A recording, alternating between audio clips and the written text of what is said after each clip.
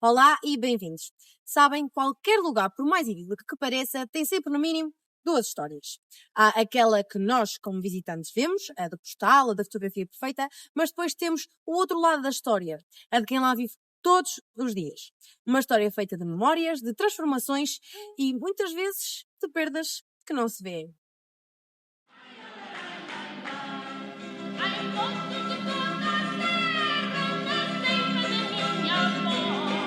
Eu ando taranela, assim no caminho só.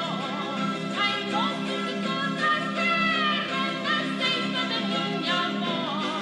Eu ando taranela. Fica aqui esta pergunta para começar. Uma pergunta que é, no fundo, o coração de toda esta análise. Ela obriga-nos a parar e a pensar, a olhar para lá da superfície das coisas e a questionar. O que é que significa realmente conhecer um lugar? Bem, o nosso cenário é São Pedro do Sul.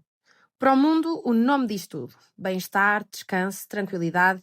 É um destino famoso, conhecido pelas suas águas termais, um verdadeiro refúgio para quem quer fugir ao stress do dia-a-dia. Só que não vamos olhar para São Pedro do Sul com olhos de turista. De todo. O nosso guia nesta viagem vai ser o José Manuel Silva Pereira. Ele tem 65 anos, viveu aqui a vida toda e viu este lugar transformar-se profundamente. A voz dele vai desenhar um mapa completamente diferente. Um mapa feito de memórias. E é aqui que o contraste se torna claro. De um lado, temos a visão do visitante. Um paraíso de tranquilidade, um produto para consumir. E do outro, a memória de quem é de lá. Uma história de mudança e, como vamos ver, de uma certa perda. São duas realidades que vivem lado a lado no mesmo espaço físico. Vamos começar com o primeiro grande exemplo desta tensão. E não há melhor sítio para começar, porque este lugar simboliza na perfeição a mudança radical que a vila sofreu. Vamos falar da antiga linha de comboio. Reparem na força desta imagem que o José usa. O comboio não era só um meio de transporte, era vida. Era, nas palavras dele, uma veia a palpitar. Era o que ligava a comunidade a todo o resto, o que trazia pessoas, mercadorias, notícias, progresso. E a história desta transformação é bastante abrupta. A 2 de janeiro de 1990, essa artéria foi simplesmente cortada. O que era uma peça central da vida económica e social da cidade foi, anos mais tarde, transformada numa ecopista, um espaço de lazer e de turismo. E é aqui que sentimos mesmo o peso emocional disto tudo. Para quem viveu com o som do comboio, a sua ausência criou o que o José chama de um silêncio estranho. É uma expressão fortíssima, não é? A ecopista, por mais agradável que seja, nasceu, na verdade, de uma perda. É quase um disfarce, como ele diz, uma espécie de luto por uma vida que desapareceu. Curiosamente, há um conceito na sociologia que descreve isto na perfeição. Chama-se culturalização. Acontece quando um espaço que tinha uma função prática de produção, como uma linha de comboio, perde essa função e é reinventada como uma imagem, um produto estético para ser consumido. Neste caso, para o lazer. Vamos então agora passar para o segundo ponto, o Parque da Cidade.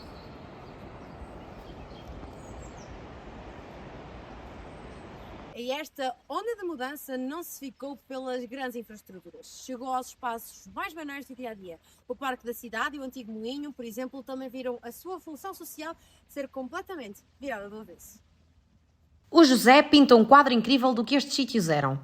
Eram verdadeiros palcos da vida em comunidade. O parque, diz ele, era a sala de visitas onde tudo acontecia. E o moinho não era só um edifício. Era o centro de tudo, da economia à coscovilhice. Era ali que se fechavam negócios e se sabia da vida de toda a gente. Basicamente, este lugar deixou de servir para alguma coisa e passou a representar alguma coisa. E o que é que isto quer dizer na prática? Quer dizer que o moinho, que antes era um sítio de trabalho, de barulho, de interação, hoje é uma peça de museu ao ar livre. Foi arranjado para ser bonito, para ser olhado e não para ser usado da mesma maneira. A sua função foi trocada pela sua imagem. Simples assim. Agora vamos mudar de cenário e ver como esta mesma dinâmica se aplica a outro lugar fundamental na cidade, o Café Bonjão. Que descrição genial! Antes de sequer sonharmos com redes sociais, a rede social era isto, física, real, imediata. O café era onde tudo acontecia, onde as notícias corriam, onde se fechavam negócios e onde a comunidade se encontrava cara a cara. Era o Facebook, mas ao vivo. A vida social era palpável, baseava-se na presença, nas palmadas nas costas, num sentimento de pertença de que as pessoas cuidavam umas das outras. Era uma comunidade que se tecia nestas interações diárias partilhadas no mesmo espaço. E a descrição do José é... Bem, acho que todos nos revemos nisto. A atenção está dividida. Estamos a falar com alguém, mas ao mesmo tempo estamos lá no telemóvel. A presença física já não é garantia de presença total. Para isto também há um nome. Os sociólogos chamam-lhe a implosão do espaço privado. Basicamente, a tecnologia faz com que o mundo inteiro entre nos nossos espaços mais locais e, ao mesmo tempo, as nossas conversas privadas são projetadas para uma esfera global. Tudo a partir da mesa de um café. As fronteiras esbatem-se. E atenção, o ponto aqui é muito subtil e o José expressa-o na perfeição. Ele não está a dizer que antigamente aqui era bom ou que agora é mau. Não é de toda uma queixa nostálgica. É um reconhecimento muito lúcido de que as regras da interação mudaram. É como ele diz, só outro ritmo, outra forma de estar. Mas esta transformação não aconteceu só na ferrovia, claro. Encontramos-la também num dos sítios mais famosos da cidade. As Termas de São Pedro do Sul. São as maiores da Península Ibérica, imaginem. E sempre foram um motor da região. Mas o seu propósito, esse mudou radicalmente. A diferença aqui é da noite para o dia.